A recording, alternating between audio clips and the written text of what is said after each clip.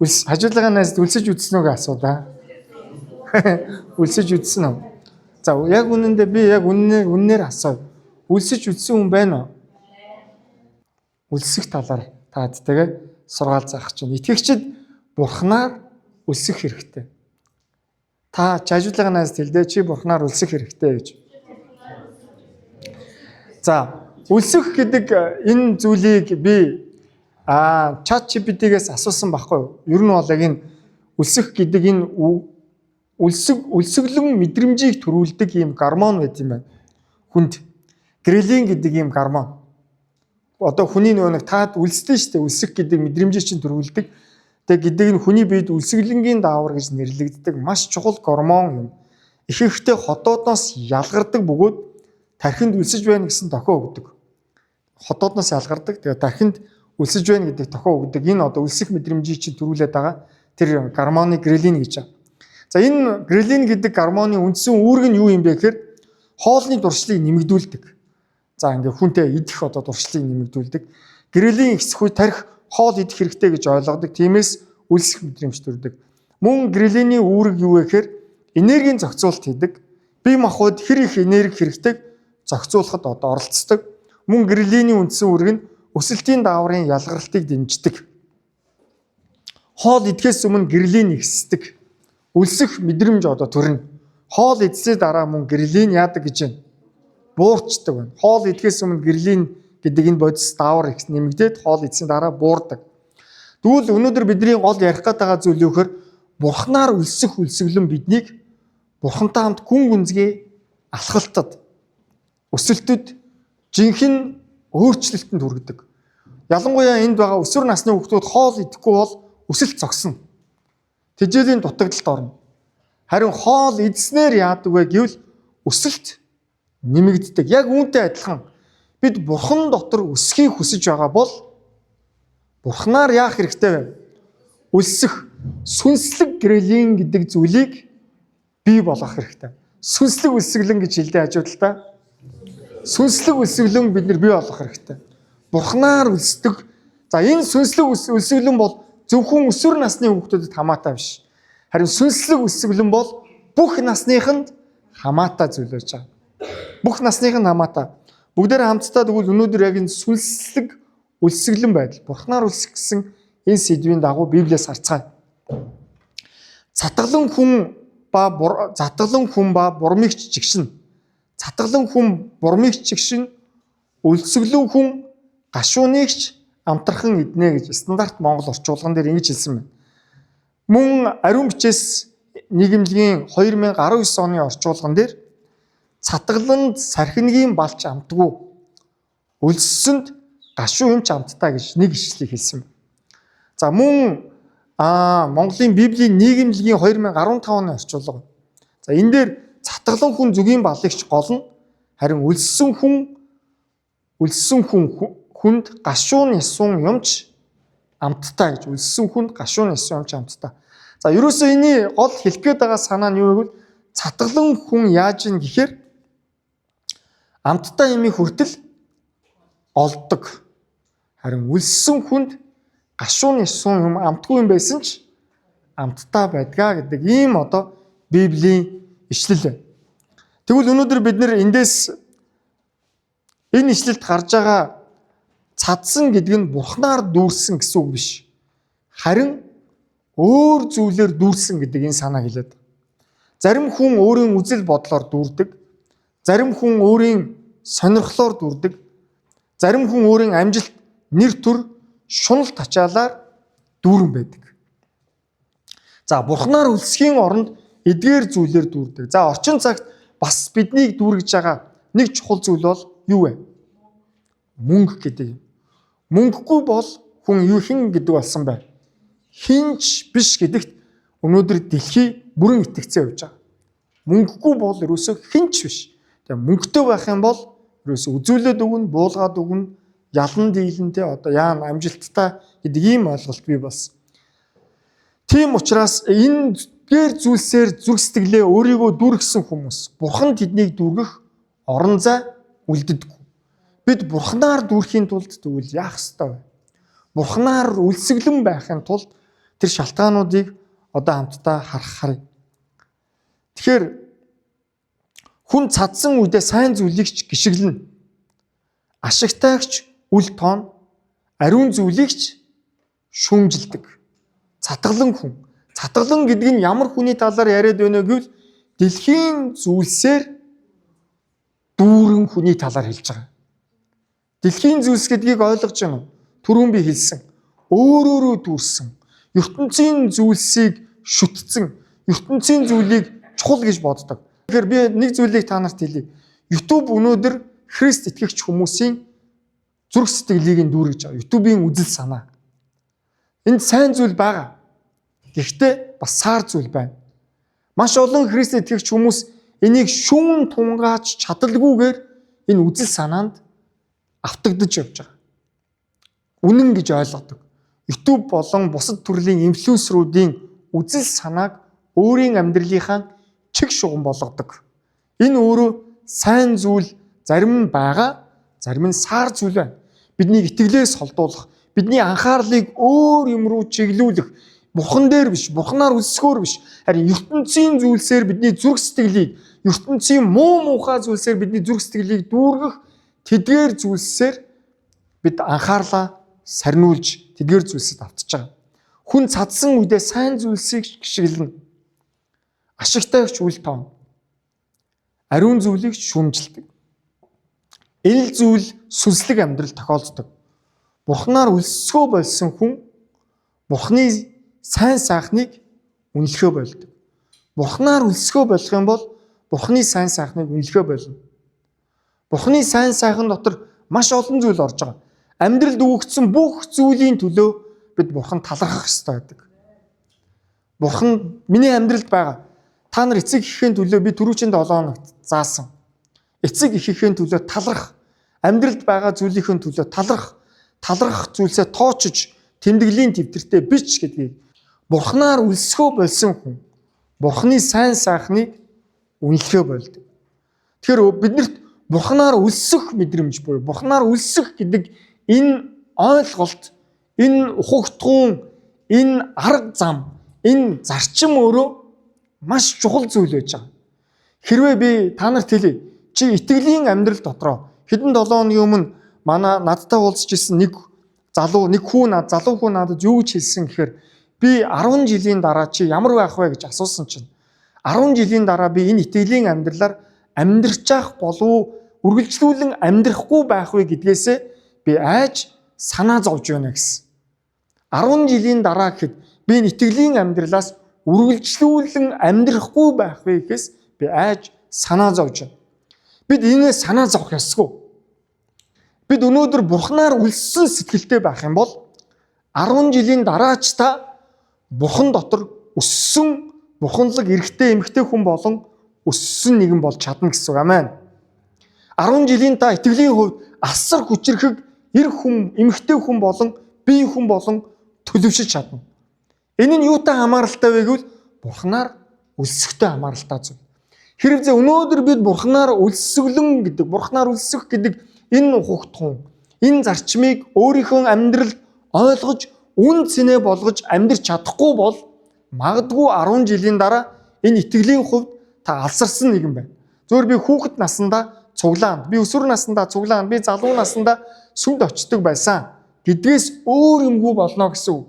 Итгэлийн хувьд энэ замаар үргэлжлүүлэн алхахгүй, харин өөр нэгэн болох боломжтой. Яагаад гэвэл Бурханаар үлсэглэн гэдгийг, Бурханаар үлсэх нь ямар ач холбогдолтой гэдгийг амьдралдаа ойлгоогүй учраас. Өнөөдөр би танаас асууя.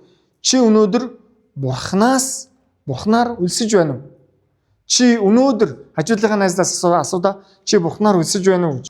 Үлсэглэн үгүй болгодог шалтгаанууд гэж бий. Бурханаар үлсэглэн үгүй болгодог. Хүний гидсийг үлсэглэн үгүй болгодог зүйл гэж байхгүй байна. Хүн амьд байгаа цагт грелин гэдэг энэ гормон ходоодонд ялгарч тархинд үлсэх мэдрэмжийг өгнө. Тэгвэл өнөөдөр бид нар сүнслэг байдлынхаа хувьд Бурханаар үлсэх ёстой. Сүнслэг байдлынхаа хувьд бид Бурханаар үлсэглэх хэрэгтэй. Тэгвэл энэ үлсэглэн үгүй болгож байгаа тэр шалтгаан нэгдүгээрт нь юу гэвэл дасал. Энэ дасал бол хамгийн аюултай зүйл.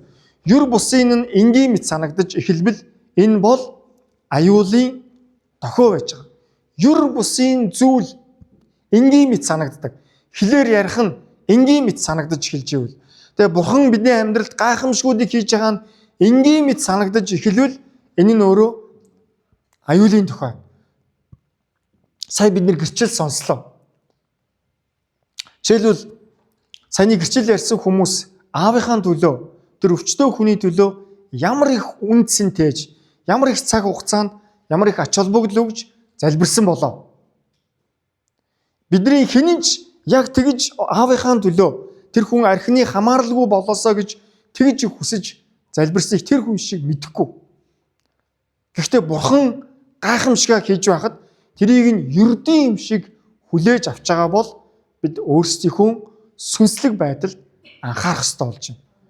Аюу эзний хийж байгаа гайхамшиг гэж хүлээж авахаа болж эхэлж байгаа бол бид өөрсдийнхөө сүнслэг байдалд анхаарах хэрэгтэй. Бурханы оршихуй бодит байхад ч түүнд үлсэхгүй байх нь аюултай зүйл. Бурханы оршихуй бидний дунд байсаар байхад түүгээр үлсэхгүй байна гэдэг бол аюултай зүйл. Нэг шалтгаан нь энэ бол дасал байж байгаа. Бид гайхамшигт хит дасахтаа бид нар гайхширхаа болдог. Юр бусын нь энгийн мэт санагдаж эхэлвэл энэ бол аюулын дохио гэж. Тэгэхээр бидний залбирал ямар байх ёстой вэ? Бурхан минь энд хийж буй таны ажилд би хизээч хайхрамжгүй хандмааргүй байна. Намайг таны хийж байгаа ажилд үргэлж гайхширх зүрх сэтгэлтэй болгож өгөөч гэж бид ярьж эзэн лүү хандан залбирч сурах хэрэгтэй байна. Итгэлийнхэн амьдралд хийж байгаа зүйлсэд үнэхээр бид гайхширх хэрэгтэй. Бид нар юунд гайхширдаг гэвэл найз залуу, найз охинтой болцсон гэвэл яадаг вэ? Ваа! Бүр үнэхээр гайхширч эхэлдэг. Тэгээ ямар ингээ гайхамшигтай. Харин бурхан миний амьдралд ийм зүйл хийлээ гэж хэлэхэд бид ахаа гэж эхэлж байгаа бол энэндээ бид анхаарах ёстой. Хоёрдугаарт нь өлсгөлэн үгүй болгодог хоёр дахь шалтгаан хэрэглэгчийн сэтгэлгээ. Хажуудлынхаас хэрэглэгчийн сэтгэлгээ гэж хэлдэг. Хэрэглэгчийн сэтгэлгээ. Надад юу өгч байна вэ? Сүм цуглаан, энэ номлол, энэ үйлчлэл, энэ чуулган энэ нь надад таалагдж байна уу? Би юу мэдрэх вэ? Надад ямар гоё мэдрэмж өгөх вэ гэдэг дээр төвлөрч эхэлж байгаа бол бид анхаарах хэрэгтэй. Харин өлссөн хүн ингэж ирдэг. Бурхан өөрийн ард түмний магтаал дунд залран би өөрийг нь алдаршуулан хүндлэхээр ирсэн гэж. Би өөрийг нь алдаршуулан хүндлэхээр ирсэн. Үлсгэлэн хүнээс гардаг хандлага юу вэ гэвэл би эзний өргөөнд энэ өдөр ирэхдээ Бурханд бүх зүрх, бүх оюун, бүх хүч чадлаараа магтаал, алдар, хүндлийг өргөнө гэж ирдэг. Амен. Энэ бол өлсөж байгаа хүнээс гардаг тэр сүнслэг хандлага байж байна. Тэрнээс биш ингээд анх удаа ирж байгаа хүн биш, шинэ хүн биш. Орж ирээд ингээ гайхан хараад, алмаараад зогсоод байдаггүй. Харин гараа өргөж, үнэн зүрхнээс дуу хоолойгоо чангалан Бурханд аллилуйя. Та бол ариунаас ариун, та бол дээдийн дээд, та бол эзэн эзэн, та бол магтаал, хүндлэл, алдрыг авах зохистой тэр нэгэн мөн хэмээн үнэн зүрхнээс хандан Бурхан руу хашгирдаг. Амен. Харин бид нар яадаг вэ? Харин бид нар эсрэгээрээ байдаг. Бид нар их тохиолдолд дуугаа ураана. Бурхан биднийг жичилж, Бурхан биднийг загинж байгаа хүмүүс шиг таг чимээгүй зогсох нь олонтоо болдог. Харин Бурхан бүх зүрх сэтгэлээрээ халелуя, та бол алдрыг авах зохистой гэж магтаал хүндлийг өргөх тэр сүнслэг үлсгэлэн өөрийнхөө амьдралаас бид ирж хаах хэрэгтэй. Үлсгэлэн үгүй болгодог тэр хоёр дахь шалтгаан юу гэвэл хэрэглэгчийн сэтгэлгээ. Заримдаа нууц нүгэл, бардамнал сүнслэг үлсгэлэн үгүй хийдэг байгаа. Заримдаа бидний амьдралд байгаа гин нүгэл өөрөө Бурханаар үлсэх үлсгэлэн маань үгүй хийдэг. Сүмийн гэр бүлийнхээ хүрээ өрбөнчүүдаа ямар нэгэн гин нүгэл өөрийн чинь амьдралд байгаа бол даруухан эзний өмнө гимш улаа гин нүглээсээ эрэг. Бурхан уучлдаг Бурхан. Бурхан байгаагаар чинь уучлж хүлээж авна. Харин гин нүглээсээ эргэж улаа. Бардам зүрх ингэж хэлдэг. Би зүгээр. Миний амьдрал одоогоор асуудалгүй байна. Би бүгдийг мэдэд надад шинэ зүйл хэрэггүй. Би болж гинөө гэж хэлдэг. Яг үнэндээ чуулганд орж ирээ суухаараа бардам зүрхтэй нэгэн юу болж хувирдгөө гэвэл түүнээс Бурхныг алдаршуулах, Бурхнаар үлссэн ямар ч шинж тэмдэг харагддаггүй. Энэ бол хэрэглэгчийн сэтгэлгээ. Хэрэглэгчийн сэтгэлгээ бол үлсгэлэнг өгөө болгодог маш муухай, маш аюултай тэр шалтгаан байна.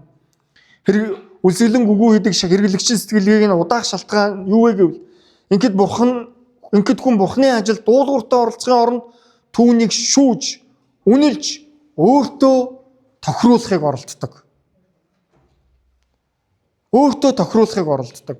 Бурхны ажилд дуулууртай оролцохын оронд түүнийг шүүж, Бурхны ажлыг шүүж, шүүмжилж, үнэлж, өөртөө тохируулахыг оролддог.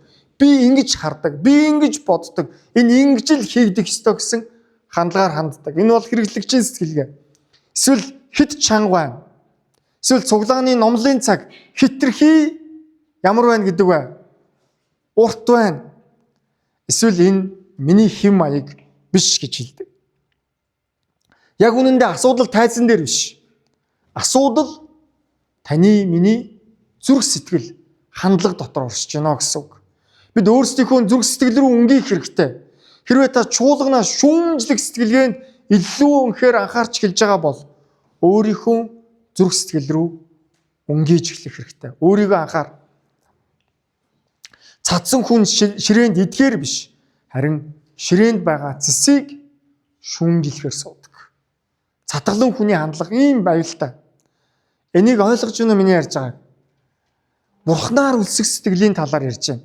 Тэрнээс хоолны талаар яриаггүй гэдгийг маш сайн ойлгоорой. Бурхнаар үлсгэлэн байх нь ямар ач холбогдолтой талаар ярьж байгаа. Тэгвэл өнөөдөр бидний амьдралдаа хэрэгжүүлэх 3 зарчмын талаар та нартайгаа хуваалцъя. Нэгдүгээр зарчим юу гэвэл цатгалан хүн аливаа юмыг хүлээн авч чаддаггүй. Цатгалан хүн аливаа юмыг хүлээн авч чаддаггүй. Үлсээгүй зүрх Бурхны хөдөлгөөнийг алгасан. Үлсгэлэн бус зүрх сэтгэл Бурхны хийж байгаа ажилд тэр хүл нийлүүлж чаддаггүй гэсэн. Бурхны хийж байгаа ажлыг хүлээж авч чаддаггүй. Тэрүүгээр гайхалтай заримдаа үлсгэлэн хүн яадаг вэ? Хоолны үнэрийг ямар болдог вэ? Антгаа байдаг. Өө ямар гоё хоолны үнэр вэ? Харин цатгалан хүн хоолны үнэрийг тоодгүй. Үнэрсэн ч тэрийг шүүрч авч үлгэж авдаггүй. Харин Бурхнаар цатгалан хүн ийм байдаг шиг. Бурхнаар үлссэн хүн юу хийдэг вэ? Бурхны оршихуйг маш хурдан тэр барьж авч зүрх сэтгэлээ нээдэг. Амен. Бид нар энэ зүйлийг сурах хэрэгтэй. Ажуулгын найзад энэ зүйлийг суралцаарай гэж хэлээрэй. Цатгалан хүний аюул зарчим юу? Цатгалан хүний аюул юу байдаг вэ? Хүлээн авахын оронд үнэлдэг. Ямар нэгэн өөр шууд юмыг Бурхны хийж байгаа ажлыг хүлээн авахын оронд тэр зүйлийг шүүж, шүүмжилж, үнэлж эхэлдэг. Өөрчлөгдөхийн оронд цатгалан хүний хийдэг зүйл юу вэ гэвэл эсэргүүцдэг. Энэ бол аюултай зүйл. Энэ бол аюултай зүйл. Хоёрдугаарт нь үлсгэлэн амтлах амтыг өөрчилдөг байгаа. Үлсгэлэн байх нь хүний амтлах чанарыг өөрчилдөг. Үлсгэлэн хүнд юу амттай гişin бэ? Гашуун юм хүртэл амттай санагддаг юм аа гэж. Та нар хэр их үлсдэг байсны чинь би хэлийг сайн мэдэхгүй гэж хэлсэн те. Та нар болохоор нэг өдрөөр үлсчихсэн тохиолдол бол тун ховор гэж хэлж байгаа. Магадгүй зүгээр хичээлийн нэг цагууд дээр жоох үлсэх өглөө цайгааг уугааг бол үлсэх тохиолдол гарч исэн гэж. Тэгээд хүүхэд байхдаа бид нэр хонинд явдаг байсан. Хонинд яваад хөдөө өглөө нэг жоохон 5 ширхэг боорцог тэгээ нэг сүтэ цай тэгээ идээд гарна. Өөр бол айхтар тийм идэх юм иддэггүй. Ингээ өдөр жингөө хон дагаа явахад хоолгүй. Өдөр жингөө хон дагаа хоолгүй 100 цагт юу хийдэг байсан бэ гэвэл хээр ургаж байгаа идэж болох өвс ургамлыг бид нэр иддэг байсан. Илжигний чих гэдэг одоо нэг тийм ургамал байдаг гэсэн бандуу шиг. Дээрээс нь одоо та нарын гишүүн гэдэг өвсийг мэдэх үү? Барин хийдэг. Зарим нь мэдэн, зарим нь мэдэхгүй бах те. Гишүүний одоо бидний ишийг бол байнга ингэж зажилж одоо өлөө дардаг байл. Өлөө ингэж дардаг. Үлсгэлэн. Тэгээ гишүүнийг одоо та нар амсуулах юм бол ихэнх чинь гишүүний ишийг та нар зажилж чадахгүй. Амар эсгэлэн, амар гашуун амттай. Гэтэл үлссэн хүнд тийм эсгэлэн, тийм гашуун амттай зүйл маш амттай, маш чихэрлэг санагддаг. Үлссэн хүнд гашуун хоол хүртэл амттай. Үлссэн хүн өвтгөж байгаа зүйлс эдгээдэг засварыг хүлээн зөвшөөрдөг. Өвтгдөгч өөрийг нь эдгээж байгаа тэр бурхны хийх засварыг тэр хүлээж авдаг. Үлссэн хүн тухахгүйч зүрх сэтгэлийг нь цэвэрлэж байгаа гимшил нээлттэй байдаг. Амен. Үлсгэлэн хүн. Бурхнаар үлссэн хүн бурхны өмнө гимшигтэй түргэн байдгаа гэсэн үг. Бурхнаар үлссэн хүн өөрт нь тухгүй байсан ч, өөрт нь таалагдахгүй байсан ч өөрийг нь сүнсээр өсгөх сахилгажуулалтанд дуулууртай ханддаг. Бурхнаар үлссэн хүн. Учир нь үлссэн хүн бурхан минь намайг баясгахаас илүү намайг өөрчлөөч гэж хүсдэг. Амен. Бурхан минь намайг баярлуулаач гэдэг залбирлаас илүү бурхан минь миний зан чанарыг Христ адил болгон өөрчлөөч гэсэн залбирал нь илүү байдаг. Хэрв бид бурхнаас зөвхөн ивэл өрөөлийг хүсэж байвал бид үлсээгүй. Үлссэн хүнд өдөр бүр найр болдог гэсэн. Үлсгэлэн хүний амьдралд өдөр болгон найр болдог. Та нар аав ээжийнхээ оюутан насыг сонсч ирсэн эсэхийг сайн мэдэхгүй байна. Манай үеийнхний оюутан нас бол маш их үлсгэлэн дундуур явж ирсэн нас. Өнөө хэр зэрэг үлссэнийг сайн мэдэхгүй байна. Оюутан яг миний оюутны амьдрал маш их одоо тийм үлсэж ирсэн цаг үе байдаг. Та нарт ярьж ирсэн эсэхээ мэдэхгүй байна. Би оюутныхаа амьдрал библийн сургуулийн дотор байранд олон хоногор ингээ 2-7 хоног моногор хоолгүй байх тохиолдол байсан. За тэгээ нэг удаа манай найз бит хоёр өглөө босоод итгэлээрээ хоол хийж идсэн. Ямар ч хоол байхгүй. Зүгээр л хоёулаа манай тэр найз маань өглөө босоод юу гэсэн гэрч өдрөө би чамд салаад хийчлээ. Аяганд чинь аяглаа тавьчлаа гэсэн. Идээрэй гэж хэлсэн. Тэр аяганд яг үнэндээ бол юу ч байгаагүй. Харин бид нэр зүгээр л одоо тэг идэж ингэж өөрсдөө зүгээр юу хүү энийг одоо тоглож ийн их үү эсвэл итгэлийн хувьд өөрсдийгөө өсгөж ийн их үү те ийм зүйлийг ийм одоо үйлдэлийг бүр нэг удаа хийжсэн баг. Олон хоног одоо хоолунд маш муутай явж исэн гэсэн үг. Та нарыг бие махбодны хувьд хоолунд муутай яваараа гэж хэлээгүй. Харин хандлагын хувьд бурхнаар үлсгэлэн байгаараа гэдгийг л ятгаж байна. Амен. Дашка тэгэхээр санаа зовлтгүй. Гэхдээ шаардлагатай бол бид нар мацаг барих хэрэгтэй. Мацаг барин залбирал чухал. Үлссэн хүн өдөр бүр найр байдаг. Тэд бурхан минь та намайг яаж ч ашигла би бэлэн байна гэж хэлдэг үлсгэлэн хүн. Тэрнээс бурхан минь ээ би хөдөө явмааргүй шүү. Би гадаад явмаар байна шүү гэдэг залбирлыг хийдэг. Бурхан минь та намайг хаашаа дуудана би тэр газарт чинь явхад бэлэн байна гэсэн залбирлыг хийдэг. 3 дугаарт нь үлсгэлэн хүн хооллох хүслээр дүүрэн байдаг. Үлсгэлэн хүн хооллох хүслээр дүүрэн байдаг. Библиэлд эзэн сайн гэдгийг амсаж үзье гэж Дуулал номны 34:8 дээр хэлсэн. Сүнслэг үлсгэлэн бол зан чанар биш. Харин энэ бол шийдвэр. Амен. Та нарын хотоодонд чинь байдаг грилин гэдэг гормон биш энэ сүнслэг үлсгэлэн. Харин сүнсээр үлсгэлэн гэдэг бол би өөрөө зориудаар хийх сонголт. Та нарын оюун тархич нь чи сүнсээр үлсэж шүү гэж чамд хизээч хэлэхгүй. Би махбод чинь хоолгууд хоолоор дутагдвал яах вэ? Би махбод чинь үлсэж шүү гэдгийг чамд үлсгэлэн гэдэг мэдрэмжийг өгч хоол идэх ёстой шүү гэдэг мэдрэмжийг чинь төрүүлж илэрхийлнэ. Харин сүнслэг үлсгэлэн бол чиний оюун тархинд сүнсээр үлсэж гинөө даашка. Библийг уншаач гэж хизээч хэлэхгүй. Харин Библийг уншиж Бурхантай харилцаанд дотор өсөж чуулгандаа итгэвтэй хамрагдаж эзнийг хайрлах хайраар шатахын тулд би өдөр болгон зориудаар сонголт хийх ёстой болдог. Амен. Хажуудлынхаа найз хэлдэ зориудаар сонголт хийх юм шүү гэж. Та нар үргэлж пастрийнхаа номлыг сонсоод байхгүй. Бараг нэм гариг болгоны сургаал дээр Библи уншихыг ятгадаг. 7 хоногт залбирахыг ятгадаг. Эсийн бүлгээр чинь дамжуулан Библи унших болон залбирахын системийг үүсгэх гэж оролдож байна. Өөрийн чинь амьдралд энийг дадал зуршил болтол хөгжүүлэх арга замыг бий болгох гэж оролдож байгаа. Гэхдээ ихэнх нь яг үнэндээ өнөөдөр сүнсээр үлсэх бус. Харин цатгалан явдаг.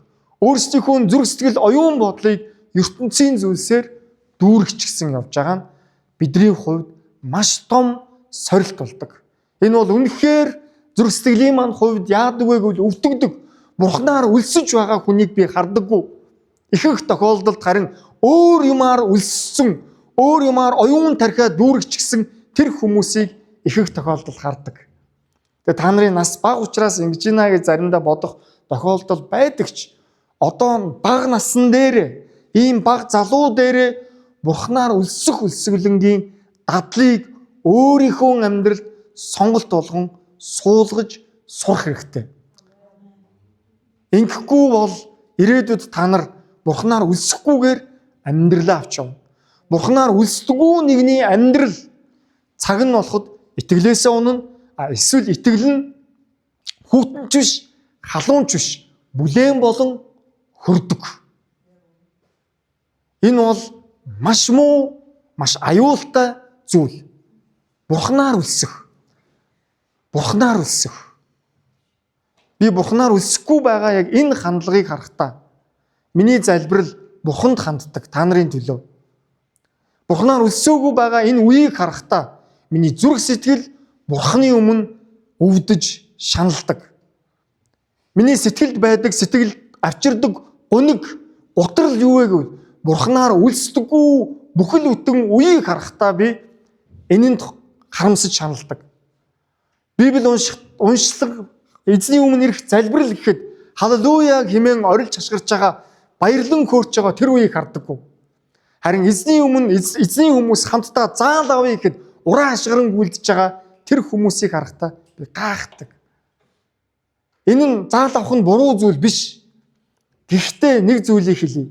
Чиний амьдралыг чинь насан туршид чинь Бурхан дотор, Бурханы ерөөл ивэл дотор залах тэр сүнслэг үлсвэлэн гэдэг зүйлийг өөрийнхөө амьдралаас чи гээж энэ үнэн дотор алхаж чадахгүй бол, энэ үннийг өөрийнхөө амьдралын үн цэн зарчим болгож амьдрч чадахгүй бол чи өнөөдөр 1000 цуглаанд яваад, чи өнөөдөр 1000-антаа Библи уншаад, чи өнөөдөр 1000-антаа Библийн сургууль төгсөөд ямар ч ашиггүй. Ямар ч ашиггүй. Яагаад гэвэл чиний дотор Бурхнаар үлсэх үлсгэлэн байхгүй. Харин чиний дотор бардамнал, ихэрхэл, чиний дотор ертөнцийн зүйлс дүүрсэн учраас чи энэ үннийг жил ирэх тусам чамд дасал болно. Дасал болох тусам чамд сонирн биш болно. Сонирн биш болох тусам чи энэ үннээс чи үн цэнээгэж хизээ нэг өдөр энэ үннээс нүүр буруулан ирэхэд бэлэн болно гэсэн үг. Тийм учраас сүмийн гэр бүлийнхээ Бурхнаар үлсэх үлсгэлэнг ирж хаа, эрлхийл. Энэ нь нас бага байгаад хамаардаггүй зүйл. Насны багыг хамаардаггүй. Хүн болгон Бурхнаар үлсэх үлсгэлэнгээр өөрийнхөө амьдралд сонголт болгож чадна гэсэн үг. Шийдвэр болгож чадна. Үүнийг бид сонгох ёстой. Тэрнээс биш оюун тархинд чинь чи Бурхнаар үлсэх ёстой гэж чамд хинч ямар ч зүйл сануулахгүй. Харин энийг бид өөрсдөө сонгодог зүйл байгаа. Үлсэн хүмүүс илтэрдэг. Үлсэн хүмүүс би Бурхнаар хөөцөлдөнө гэсэн шийдвэр гаргадаг. Үлсэн хүмүүс чин сэтгэлээсээ мөргөл өргөдөг. Үлсэн хүмүүс бардамлаар бус хэрэгцээгээрээ удирдуулдаг. Яагаад гэвэл Бурхан түүний хэрэгцээ гэдгийг тэр мэддэг учраас. Бурхантай үлсэн хүн наймаалцдаггүй. Та тэгхийн бол би ингэе. Та ингэхийн бол би ингэмээр байна гэж хэлдэггүй. Харин Бурхан минь ээ, би өөрийнхөө амьдралыг бүгдийн таны өмнө авчирч байна.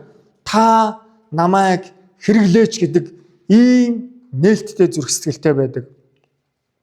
Төгсгөлд нь үлсгэлэн зүрх сэтгэлтэй болох 3 алхам. Хэрэгцээгээ хүлээн зөвшөөр. Би өмнөх шигээ үлсөөгүй байна гэдгээ хүлээн зөвшөөр. Чиний сүнс Бурхнаар үлсэж байгаа гэдгийг хүлээн зөвшөөр.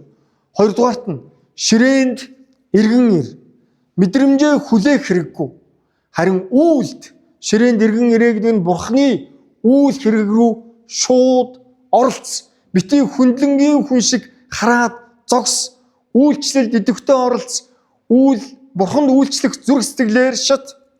Гуравдугаарт нь Бурхнаар үлсгэлэн хандлах сэтгэлтэй байхын төлөө үргэлж залбир. Бурхан минь ээ, би танаар үлсэхийн төлөө би залбирч байна гэж үргэлж эзэнт хэл.